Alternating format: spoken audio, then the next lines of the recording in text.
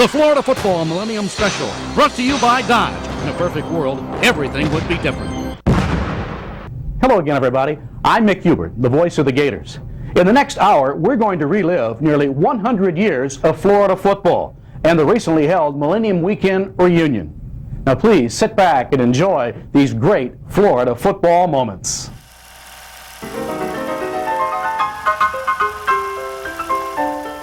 Football officially started at the University of Florida in 1906 when the Buckman Act created the University of Florida in Gainesville out of a bunch of small schools around the state.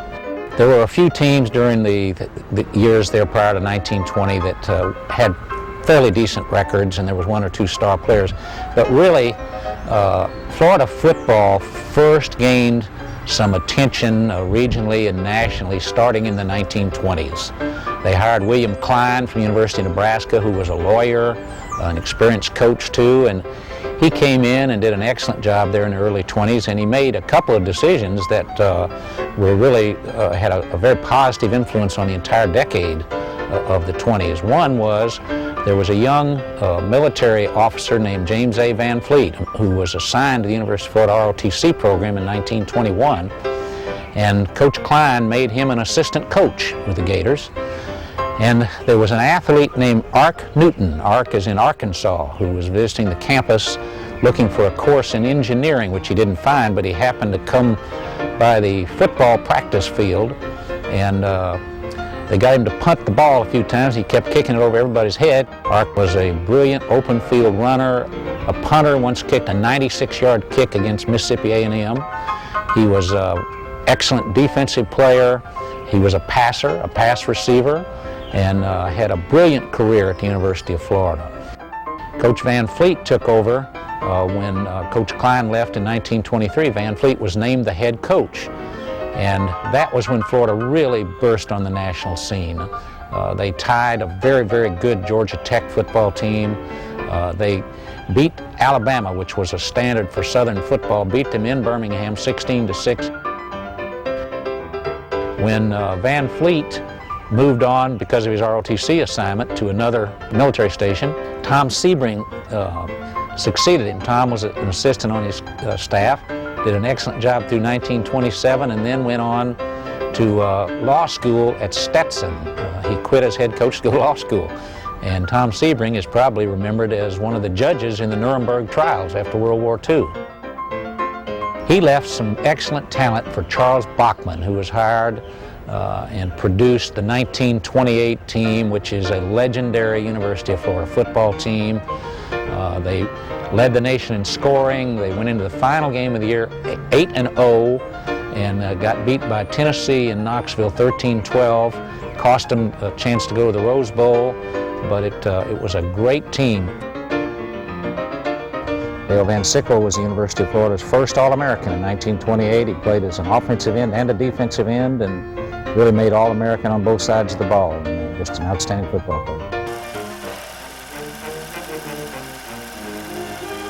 Buck, what do you think of prospects this year anyway? Well, we've got a very hard schedule, and our team, for the most part, is made up of sophomores. They're inexperienced, but they're eager to learn. They have a very good spirit, and I think before the season's over that we'll have a pretty good football game. 30s was to be not a very good era for Florida football. There's a lot of factors involved. The Depression, for one. They had had a Mediterranean fruit fly epidemic that had destroyed most of the state's citrus, and so this lowered tax revenues. There was no state funds for anything involving athletics. There were no scholarships, and so Bachman moved on, and they appointed Dean Stanley, Dutch Stanley, who went on to become dean of the PE school here. They appointed Dutch Stanley, who was 26 years old and had played on the 28 team. And the school was so poor that they only paid him $3,600. And in his spare time, from what he had as a head coach, he had to lay bricks for the Works Progress Administration to make a living. So Dean Stanley did as good a job as he could do during that period. And they had a few outstanding players like Billy Chase, Ed Manning. But easily the star of the 30s was Walter Mayberry. There's an interesting story. Walter Mayberry, they called him Tiger, broke his neck in high school at Daytona Mainland High School. He was told his career was over, but he fought back. and finished his career at Mainland, came to the University of Florida, and was a triple threat athlete who was Florida's first all-SEC player. He still ranks 20th in rushing, for example, in Florida history, career rushing. He ranks 18th in single season rushing. He was an outstanding passer and a great punter. And he had a phenomenal career as a Gator. He went on, Walter did, to become a Marine fighter pilot and was an ace in World War II and was shot down in the Pacific and died in a Japanese prisoner of war camp. So he truly was a great Gator hero of that era. Red Barber is one of the more famous graduates of the journalism school here at the University of Florida. He was an announcer on the WRUF staff from 30 to 34, made 25 cents an hour. He was play-by-play guy for football. He left Gainesville in 1934 to go seek his career on the national scene. First he went to Cincinnati, then went on to New York City, where he was the voice of the Brooklyn Dodgers for a long time, and then the New York Yankees. He is one of the most legendary announcers in the history of Major League Baseball. Walter Lanier, Red Barber.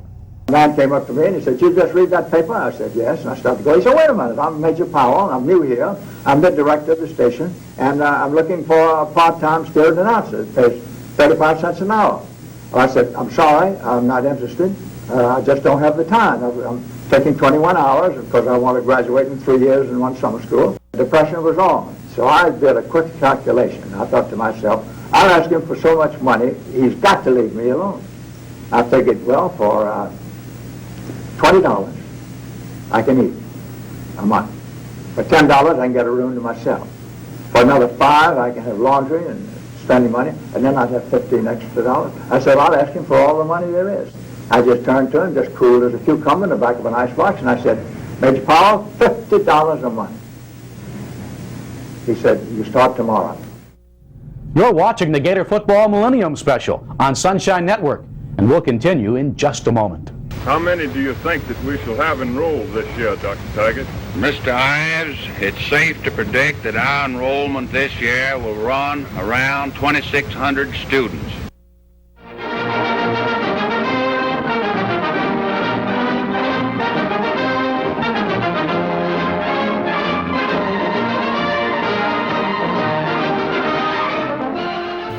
Gentlemen, I believe I understand the American boy. I have taught him in ROTC units. I have commanded him in the Army, in squads, platoons, and even divisions. I have coached him in football, and I honor him. Let me say, if a team before the whistle blows does not show clearly that it has the will to win, it will surely lose. Those are the words of General James Van Fleet, head football coach of the Gators from 1922 to 1924. Coach Van Fleet personifies the essence of that fighting Gator spirit, the will to win. He was the man that President Eisenhower called the best qualified combat officer in the armed forces. This four-star general knew how to win against overwhelming odds. The 1940s was another difficult decade for Gator football. World War II came, and Florida had no military training programs on its campus like a lot of schools did around the country. And as a result, they were playing during the war years mainly with kids who were just out of high school and those who were 4F for the military. And after the war, the veterans that came back to the University of Florida were really veterans who had served in combat and other areas. Very few of them, if any, had played football during World War II. And so they came back and teamed with kids straight out of high school, and that was the 46 team. The opening roster against Ole Miss had 35 World War II veterans and 22 high school players. And they played hard, and they lost 13-7 to Ole Miss. Well, it turned out that was the first of 13 straight losses, which turns out to be the longest losing streak in the history of the University of Florida. And that group of people hung together, they fought through the adversity, they played hard all the time, they were almost always outmanned, and they finally broke the 13-game losing streak. They beat North Carolina State in Raleigh. North Carolina State was ranked 18th in the nation, and it created quite a stir in Gainesville. where they had people marching through the streets, the students, and it was just an exciting time in Gator football. Fergie Ferguson set pass receiving records in the early 40s that stood until Charlie Casey in the 80s. He was a great defensive player. He was an AAU javelin champion, a boxing champion. He went to World War II and was one of our real war heroes who was injured in the invasion at Normandy and died 10 years later of his war wounds. Otis Boggs got his start while he was a student at the University of Florida in the late 30s. He was hired as a color announcer on the football network and then went off to World War II, came back after the war and became the play-by-play man for the Gators and held that position until 1982. So he was a long-time career as the voice of the Gators, and of course any old-time Gators know Otis Boggs' voice. Gators had a pretty good running back named Chuck Hunsinger. He was a brilliant hurdler. He ran the high hurdles out of Harrisburg, Illinois, and had just great speed. And he'd had some good games against Alabama, and I was out at the field practicing with the team practicing, and Chuck's biggest buddy was a big tackle named Frank Dempsey, who later played for the Bears. And I said, guys, we got to beat Georgia. It's been 8 years, the whole war. The world's turned upside down since we beat them the last time. And Chuck said, what would you suggest? Well, I said, I know you and Frank like to hunt. And I said, well, I'll tell you what I'll do. If you guys, especially you, Hunsinger, if you can get 2 touchdowns, we'll win the ball game, and I'll see if I can't get you one of my bird dogs. So Hunsinger had a fantastic afternoon in '48, scored 3 touchdowns, not 2. And then I was saddled with the job of getting him a bird dog, which I did. And Chuck called him Blocker, and he and Dempsey used to hunt the dog. The remarkable thing about that era that makes it very unique and memorable, and it's called the Golden Era now, is that those players hung together. They bonded together, probably from the adversity. 1, 2, 3 o'clock, 4 o'clock, rock. 5, 6, 7 o'clock, 8 o'clock, rock. The 1950s is when Florida football began the modern era. Bob Woodruff was hired as head coach in 1950.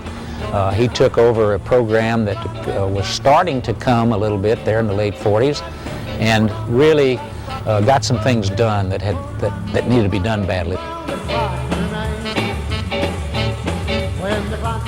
Steve was an outstanding student and football player, captain of the football team in the 50s, made all SEC as a center and as a linebacker, just a very, very good football player and student athlete.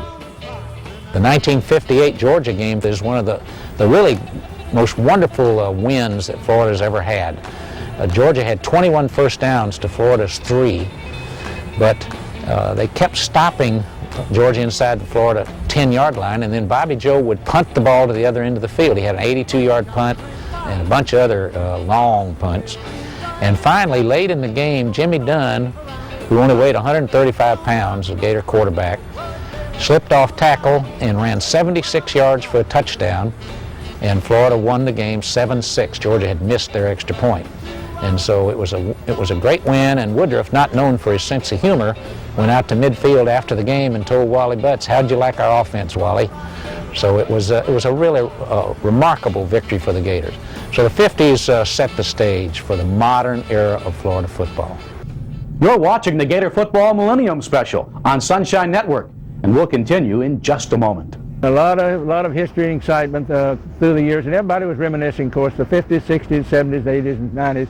Which one's the best? All of them had a lot of pages that everybody enjoyed reminiscing. One small step for man, one giant leap for mankind. After the '59 season, a change was made in the coaching position at Florida, and they brought in Ray Graves from Georgia Tech as athletic director and head coach. And Graves had promised a wide open football. And he got it off to a great start in 1960 when they played Georgia Tech here at Florida Field. Tech was ranked in the top 5 in the nation. It was his old school. It was Bobby Dodd. It was like something made out of a Hollywood movie. Florida came from behind to score late in the fourth quarter and trailed 17-16. And Ray Graves on the sideline raised his hand, signaled 2, go for 2. And a great gamble. Larry Liberatore threw a pass in the back of the end zone to John Macbeth, and Florida won the game 18-17, and was just a tremendous win, and it really set the tone for Florida football in the 1960s. That team went on to 9-2 record, first 9-win team in Florida history, went to the Gator Bowl game and beat Baylor over there. Florida went back to the Gator Bowl in 1962 and upset a great Penn State team, 17-7. Gene Ellenson came up with a defense that Penn State couldn't solve, and the Gators recorded another big win there. It was a great ball game and gave Tommy Shannon, quarterback, the chance to have a great day and be the most valuable player, and he, of course, was later inducted into the Gator Bowl Hall of Fame.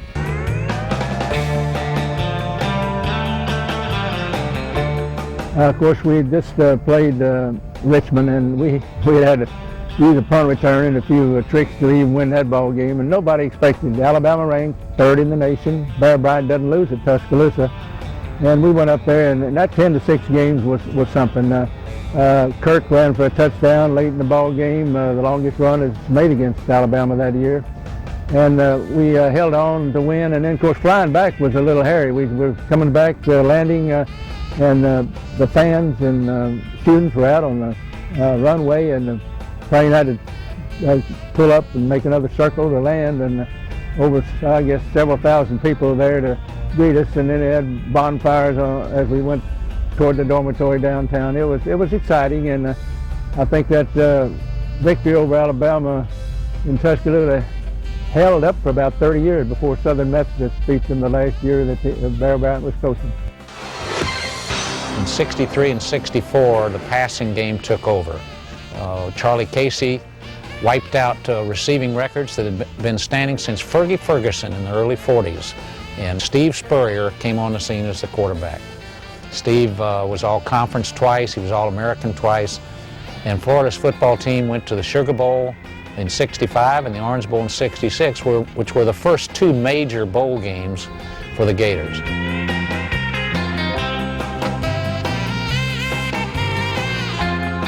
As I remember, he made the decision himself, I think, that he was going to try to kick the field goal. And of course, it was a surprise to me, and I'm sure to Auburn and all the fans. Of course, the week before the Heisman voting, and I'm sure that had a little influence on maybe the way some of them were going to vote. In 1966, two quarterbacks, Steve Spurrier of Florida and Bob Greasy of Purdue, were neck and neck for the Heisman Award. At Florida, once again, it was the North versus the South. In 1956, Paul Hornung played on a Notre Dame football team that was 2-8. And on that same year, Johnny Majors was a great tailback, statistically as good as there was in the nation, on a Tennessee team that was #1 in the nation, unbeaten, great football team. And of course, Hornung won the Heisman Trophy. So what we tried to do was to convince the Southern voters in each state that we needed to get as many people registered as we could and get them out voting, and all vote for Steve, because this definitely could happen again to a Southern boy who deserved it. And we just sort of tried to make it appear, you know, the dirty Yankees are going to do the South in again. Pepper Rogers, who's a good friend of mine, was coaching at UCLA at the time, and they had Gary Beeben.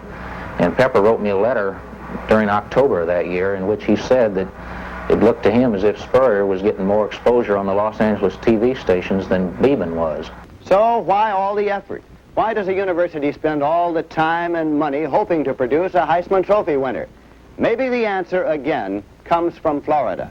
I imagine we sent out 2,500 to 3,000 pictures of Steve to mainly little kids all over the country. But these are things that just help promote your program. I mean, I like for a little boy 8 or 9 years old in Michigan to have a picture of Steve Spurrier on his wall. I think it's good for the University of Florida. There is also pressure on the player to justify all the publicity. Spurrier completed more passes than Greasy. However, Greasy passed and ran for one more touchdown than Spurrier. Both men led their teams to 8-2 records and bowl victories.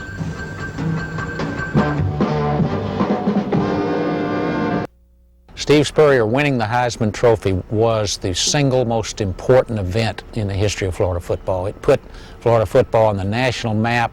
It brought respect and prestige and exposure for the program that helped in every facet, recruiting, raising of funds by the university, just a tremendous accomplishment for someone representing the University of Florida. Houston had, well, they were third ranked in the nation, and they had a super powerhouse over there.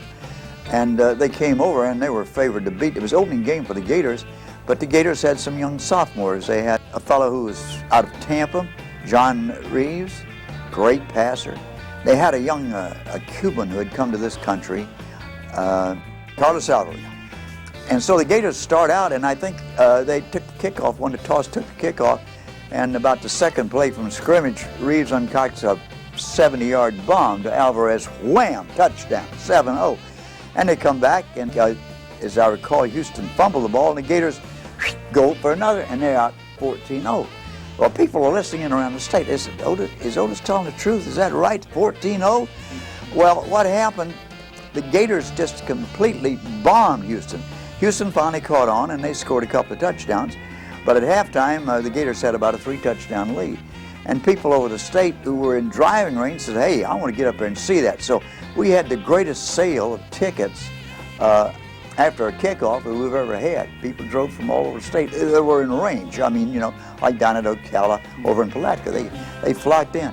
And Florida won the ball game with the Flaming Sophomores beating an outstanding Houston team, a team that was rated number 3. That was a shocker. That kind of set the football world on fire. Great. Woo-hoo! And one hand, too. You got it one hand. One-handed. Yes, one-handed.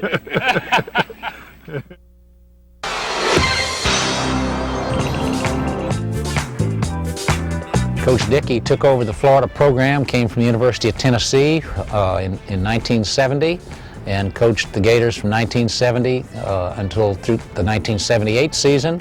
Had some very outstanding teams. It went to the Sugar Bowl, played Nebraska in the '74 Sugar Bowl, came very close to beating a great Cornhusker team.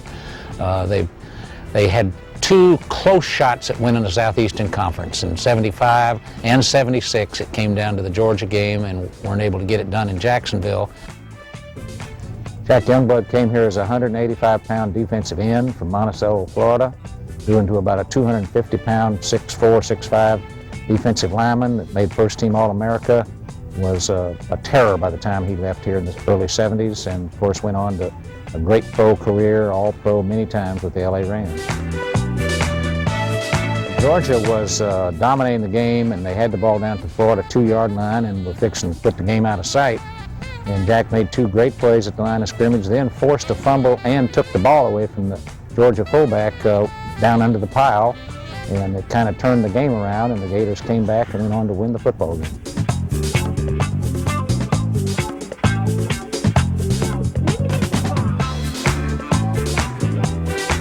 A great block can be the key to a long touchdown run. A great tackle can stop a touchdown.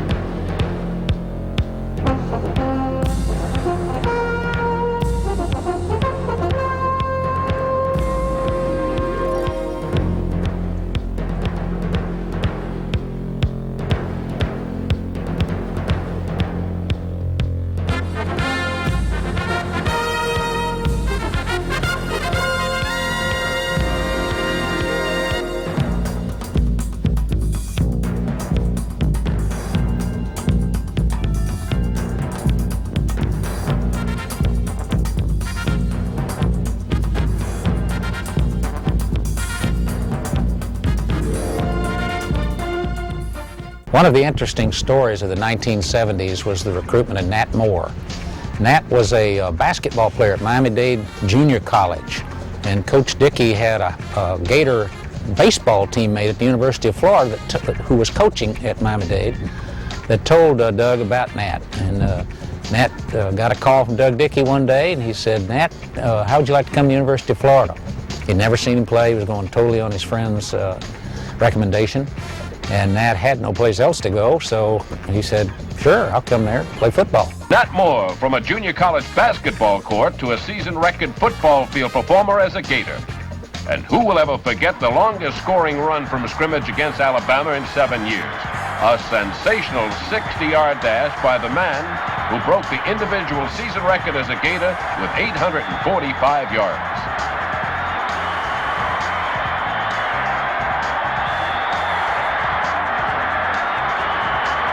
Watching Nat Moore is exciting. Here he picks his path beautifully. A 46-yard touchdown explosion. And that's an artist at work.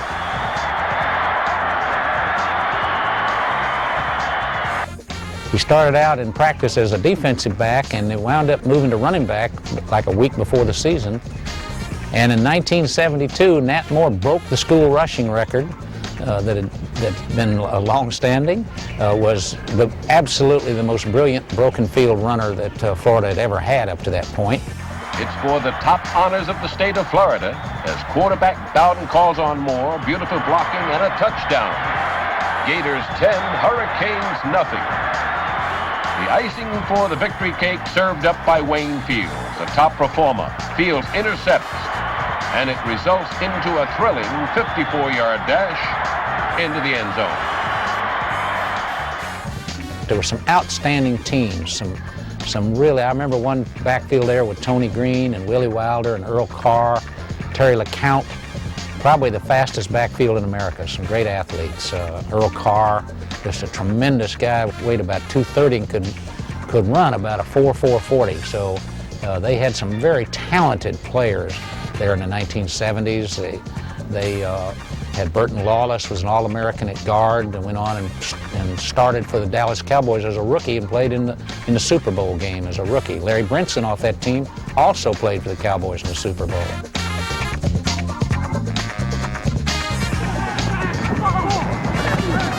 On in the third time, you didn't explode. Going careless. You got your head down. Yeah. Well, head up, Joe. You got careless. Keep your head up, Joe. Come on, Joe. Well, in our situation, we're looking for the football players, and we're looking for those particular young people who not only have athletic ability, that has to be or should be part of it, but the part we're looking for is the people that can do the most with what they have. And we term that the overachiever. The overachiever. That man who can accomplish more with what he has than the other fellow who has basically the same talents. We're searching for that type of young man, and we begin with our first practice. Not necessarily the tallest or the fastest or the prettiest or the ugliest, but that particular quality about a person that's going to enable him to be successful. That's more important to me, really, than whether we run an off-tackle play or a screen play. You're watching the Gator Football Millennium Special on Sunshine Network, and we'll continue in just a moment. Yes! I love it, you bud. Yeah! Go Gators! Does he respond to pressure or what?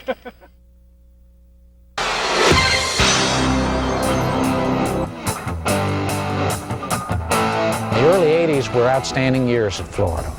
Chris Collinsworth had come here as a quarterback, and as a freshman in 1977, he threw a 99-yard touchdown pass to Derek Gaffney, which still ties, of course, the all-time national record. His senior year in 1980, he wound up at wide receiver. Actually, Steve Spurrier, when he coached here in '78, moved him there.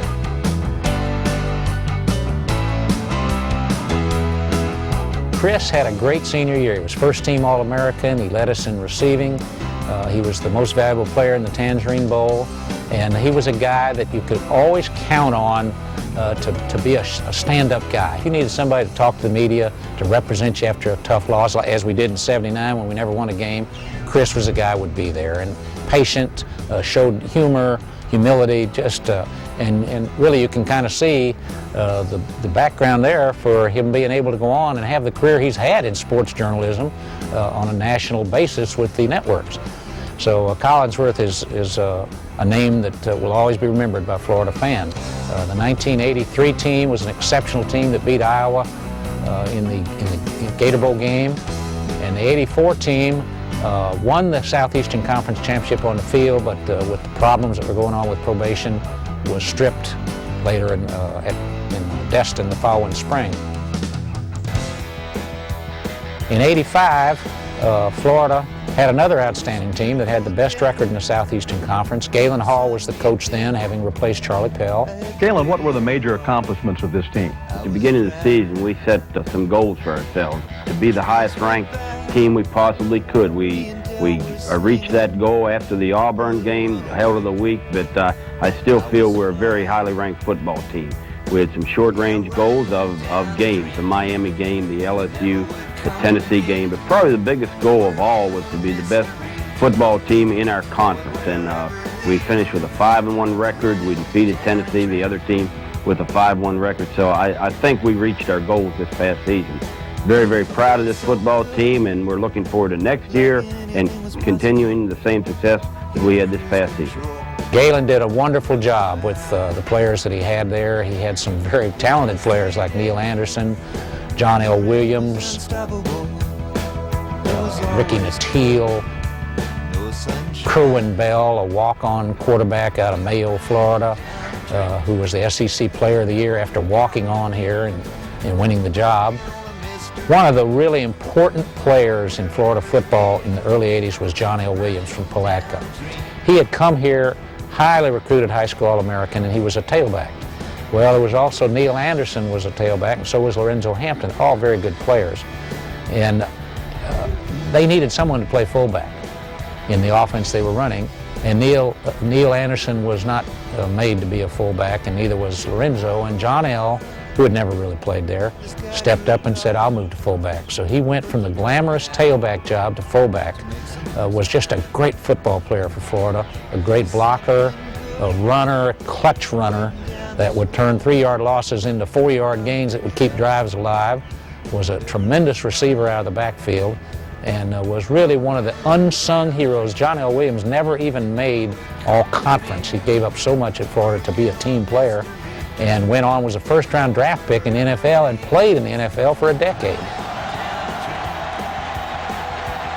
They run it left side to short side with Emmett. Across the 5 to the 10, stays on his feet to the 15, breaks into the open to the 20, the 30, the 40, the 50. It's a foot race. Emmett Smith, one man might get him. No! Emmett Smith all the way, 96 yards for a touchdown.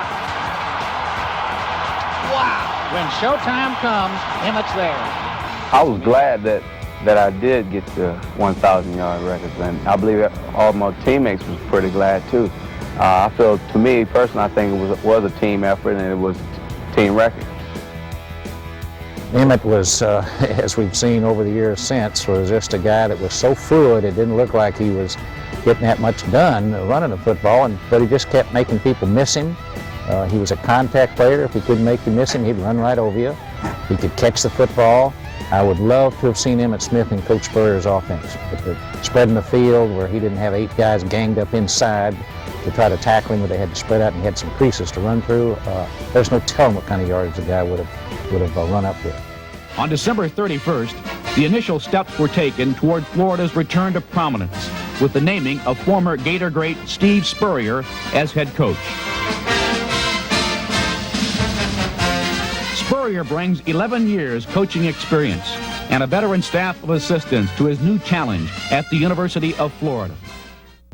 You're watching the Gator Football Millennium Special on Sunshine Network, and we'll continue in just a moment.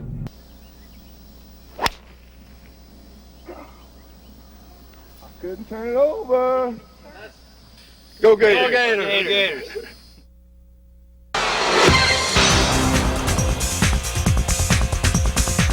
We inherited an excellent team in 1990. Overall, defensively, they were 3rd in the nation in 1989 and returned 8 starters.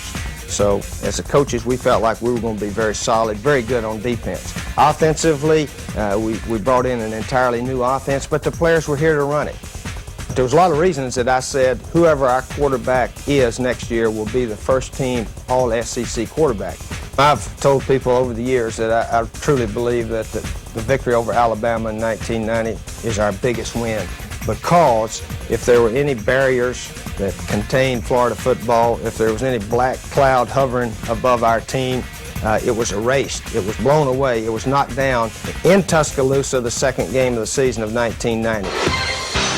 I'm the luckiest guy in the world to be able to coach here at the University of Florida, to have such outstanding players. Got the best assistant coaches in the country. Got the most beautiful ballpark, Ben Hill Griffin Stadium. We've got everything going for us, and I'm lucky enough to be the coach of this group.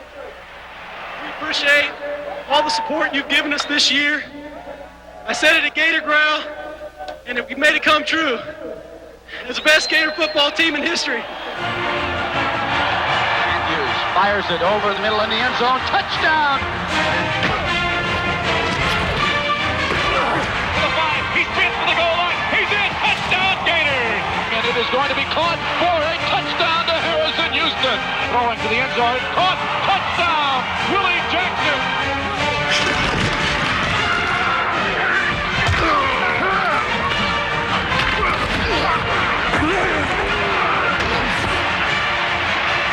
And it's picked off downfield by Larry Kennedy.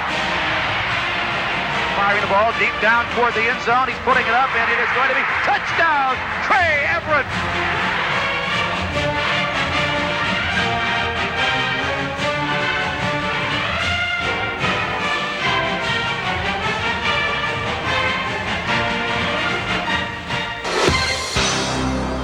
Tremendously proud to present the 1993 Southeastern Conference Championship Trophy to the best team in the conference.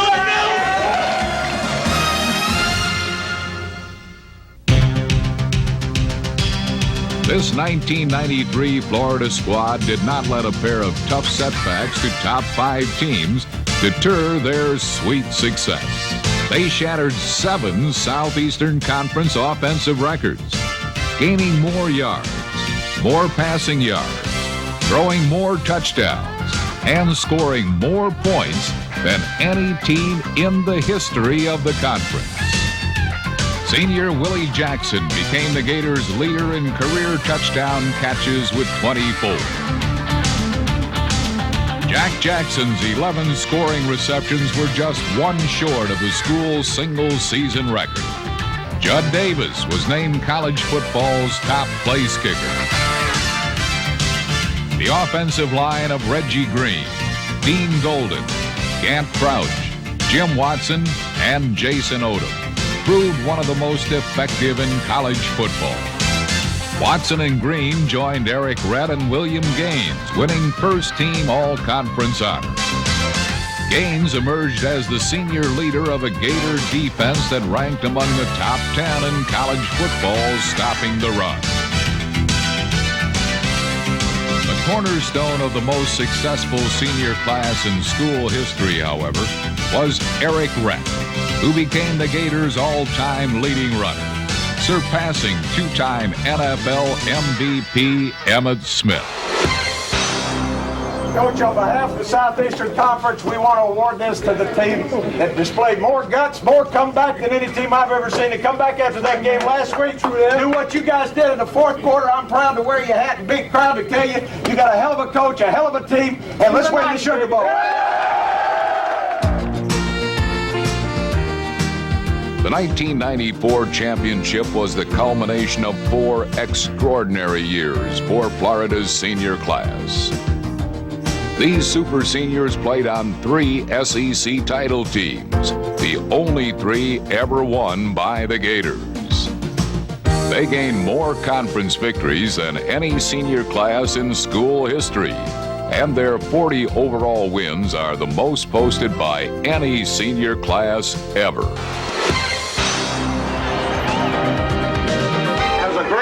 Great game, a great season, and most of all, we got one more to play. But tonight, you enjoy what you got here. You're the champions of the Southeastern. The Florida Gators had finished their perfect season. They were now 1 victory away from ascending to the #1 ranking in college football.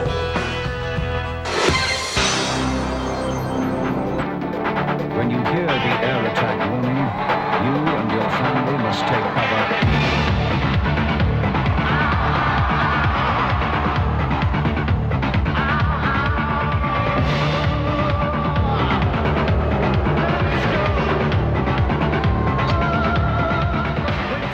Well, obviously, the national championship in college football is the pinnacle of college football. And for the Florida Gators, who had never officially won a conference championship even before the 1991 team did it, to do this after 90 years of football was just an event that will always be remembered by Gators, and it is the single now most important event by a team at the University of Florida. And it's meant so much in terms of the prestige, recruiting, all of those things that you need to have a consistent winning football program.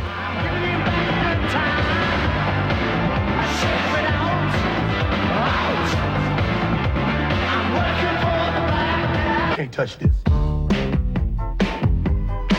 Can't touch this. You can't touch this. Danny inspired players, coaches, fans, everyone that's a Gator. Probably the nicest young man you'll ever meet. And what he did as a quarterback here at Florida may never be matched anywhere. For a player to lead his team to 4 conference championships and a national championship during his 4 years is certainly, he's considered probably the most productive, best quarterback to ever play college football.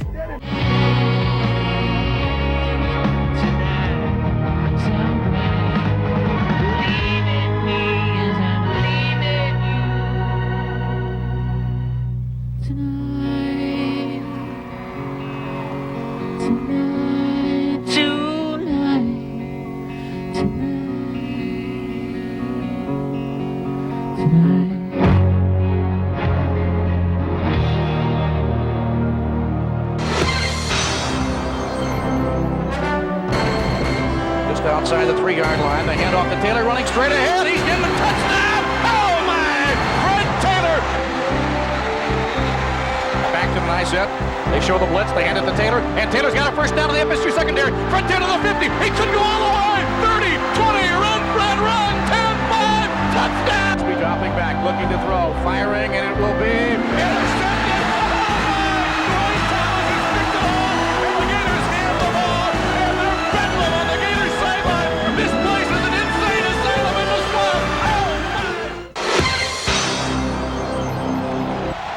Johnson again to throw, firing deep down the left sideline, wide open, Travis Taylor, 15, 10, 5, touchdown!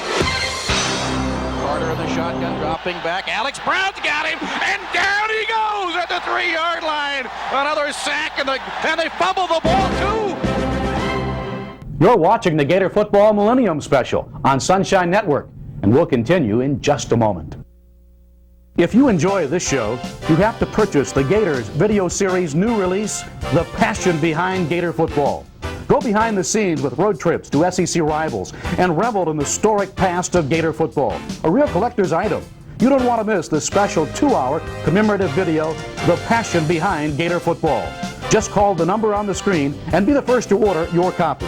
A portion of the proceeds from The Passion Behind Gator Football will directly benefit the UF Millennium Weekend Endowed Scholarship Fund.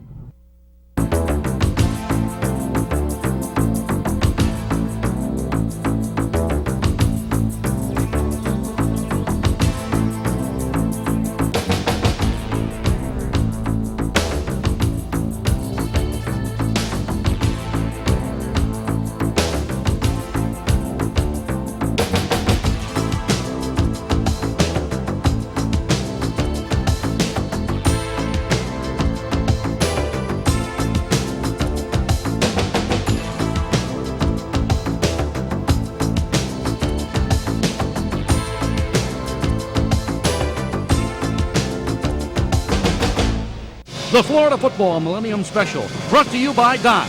In a perfect world, everything would be different.